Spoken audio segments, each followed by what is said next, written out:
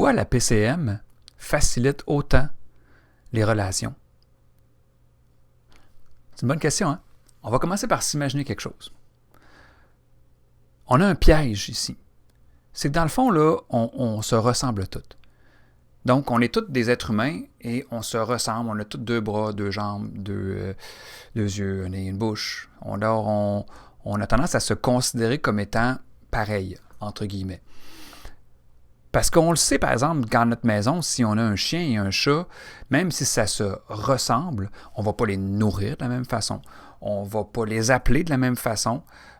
Une façon d'appeler un va faire carrément fuir l'autre. Fait que donc, on va adapter nos agissements selon ce qu'on connaît de la différence entre un chien et un chat.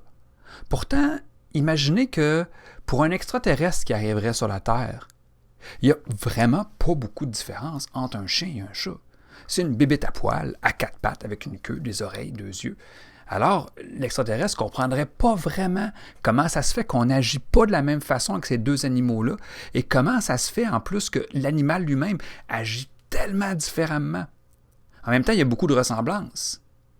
Mais il y a aussi beaucoup de différences que nous, on comprend. Mais on est tombé dans le piège à penser que les humains, il y a une recette qui fonctionne pour tout le monde et on la cherche. On cherche cette fameuse recette-là. On cherche qu'est-ce qu'il faut dire pour que ça fonctionne avec quelqu'un.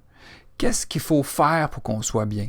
Et on cherche toujours une espèce de recette universelle qui fait qu'on va bien communiquer, bien vendre, bien se sentir. Sauf que il y a un Américain qui a fait des études. Il était dans la psychothérapie. Qui a fait des études sérieuses, qui a vraiment fait... c'est un psychologue clinicien et qui a été même financé par la NASA pour faire ses travaux. Et dans le fond, on s'est rendu compte que dans les êtres humains, il y a comme 6 composantes vraiment différentes. Et dans chacune de ces composantes-là, ça va être un peu comme un chien et un chat. Dans le sens que il y a une façon de parler à un type de personnalité, une façon qui va l'atteindre, qui va le rejoindre, qui va vraiment attirer son attention. Il va avoir une façon aussi de le nourrir, OK? De ne pas lui donner la même chose, parce que cette personne-là, ce qui lui donne de l'énergie, n'est pas nécessairement la même chose que la personne qui est à côté de elle. Puis dans le fond, des sources d'énergie, il y en a comme 6. Et il y en a qui sont très contradictoires. Ce qui veut dire qu'il y a même, un peu comme le chien et le chat, tantôt, il y a une façon d'en appeler un qui va faire fuir l'autre, mais il y a une façon de nourrir un des types de personnalité qui va le faire fleurir, qui va, si on applique cette même recette-là sur l'autre, va le vider, mais complètement. Alors, on a avantage maintenant en tant que race humaine, en tant qu'espèce, de commencer à comprendre tout ça, puis de commencer à vraiment agir de façon intelligente avec chacune des personnes qu'on rencontre pour leur donner la bonne chose, pour les considérer selon leurs forces, pour aussi, on va reconnaître aussi, comme un chien et un chat, quand ils sont pas contents, ils vont réagir aussi différemment et on va le reconnaître. Un chat va comme parce que le chien, il va gronder, mais ils vont agir différemment et on va reconnaître, dans les 2 cas, qu'est-ce que ça veut dire. On peut savoir que c'est parce qu'ils ont peur, on peut savoir que c'est parce qu'ils n'aiment pas l'intrus qui vient de rentrer, mais on va être capable de lire à travers le comportement de cet animal-là, qu'est-ce que ça veut dire. Bien, chez les êtres humains, on s'est rendu compte que c'était la même chose. Souvent, quand on rentre en conflit, notre seul raisonnement, c'est de dire « la personne devant nous est imbécile ». Mais encore une fois, par des observations, on sait maintenant que chacun des comportements qu'on a, premièrement, ils sont prévisibles selon les types de personnalités. On sait qu'un type de personnalité en stress va réagir de cette façon-là. Mais non seulement on va le savoir, on va être capable d'y réagir de façon appropriée parce qu'on sait qu'est-ce que ça veut dire. On le sait que si cette personne-là fait telle chose, voici ce dont elle a besoin, elle. Et encore une fois, il y en a 6 comme ça, des façons différentes.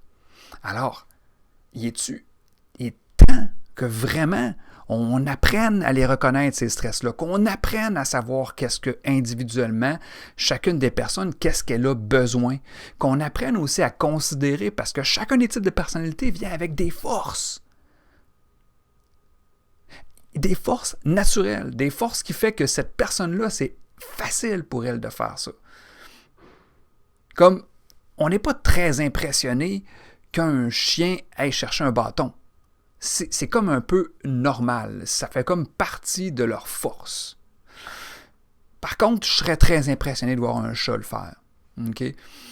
Oui, je serais impressionné, mais en même temps, je ne vais pas être en maudit contre mon chat parce qu'il ne va pas chercher le bâton. Je le sais que c'est un chat, je sais que ce n'est pas dans ses forces. Encore une fois, on considère toujours que les humains sont tous pareils, mais non. Il y en a que, selon leur type de personnalité, ils vont avoir des forces naturelles, qu'eux, ils vont faire quelque chose très facilement. Et que l'autre personne à côté, qui a une structure différente, va le faire vraiment difficilement. Fait qu'il est temps, encore une fois, d'être capable de cibler ça, de savoir, ce type de personnalité-là, c'est normal. On s'attend à ce qu'elle fasse ça facilement parce que c'est dans ses forces. Et aussi, connaissant sa structure, on peut savoir, inversement, qu'est-ce que c'est absolument utopique de s'attendre que cette personne-là va faire ça facilement et que c'est normal qu'elle ait de la difficulté. Mais comment est-ce qu'on fait avec tout ça? Il faut être précis, il faut savoir précisément. On ne peut pas juste dire ça comme ça, on le sait tout. On a tout dit, « Oh mon Dieu, on est tous différents, on est tous uniques. » En même temps, ouais, OK, mais comment? Encore faut-il des données, encore faut-il le savoir. Parce que le dire juste à quelqu'un, un chien et un chat, c'est pas pareil. Ouais, OK, mais je fais quoi? J'agis comment avec un chien? J'agis comment avec un chat? On nous l'a appris, on sait comment. Et si on ne l'a pas découvert par soi-même, il y a du monde autour de nous qui nous l'a montré. Mais pour les êtres humains, c'est pareil. La PCM, c'est ça qu'elle a fait. Okay? Elle a observé d'innombrables humains pour essayer de trouver c'est quoi ces constantes-là, pour pouvoir enfin nous les expliquer, pour pouvoir enfin utiliser ça pour avoir de l'harmonie autour de nous, parce qu'on va comprendre le monde qui nous entoure. Et quand on comprend, mais c'est tellement plus facile de l'accepter.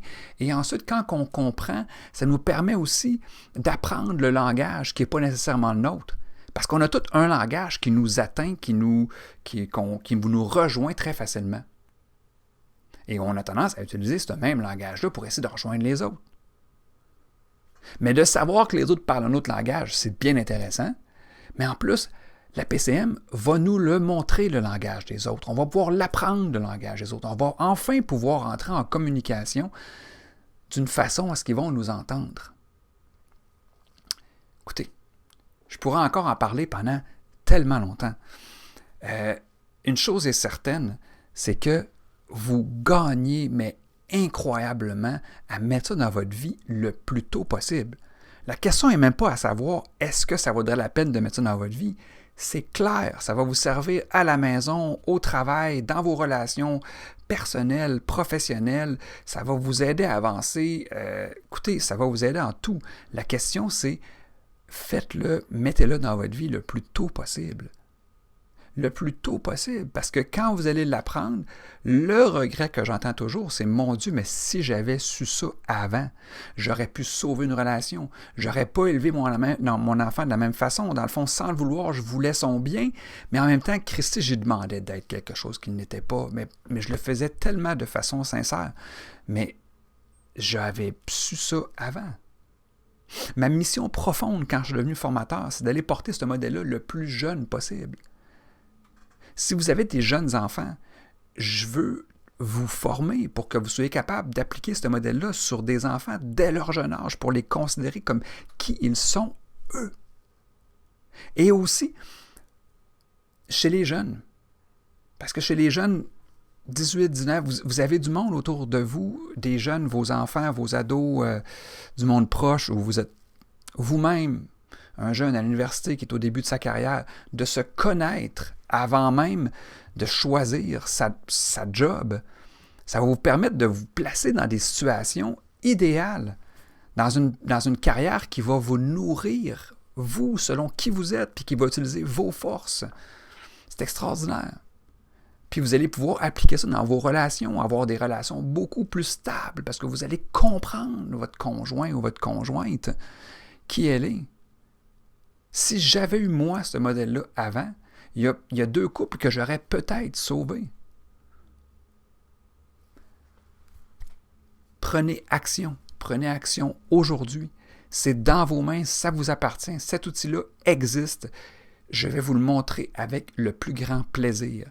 Maintenant, tout ce que vous avez à faire, c'est de vous inscrire. Prenez ça en main. Mettez ça dans votre responsabilité d'humain envers vous, envers le monde qui vous entoure. Et inscrivez-vous à la formation. J'ai vraiment très hâte de vous montrer ça. Merci d'avoir écouté. Félicitations d'avoir écouté jusqu'au bout. Juste le fait que vous ayez écouté jusqu'au bout montre que c'est important pour vous et je le respecte. Merci.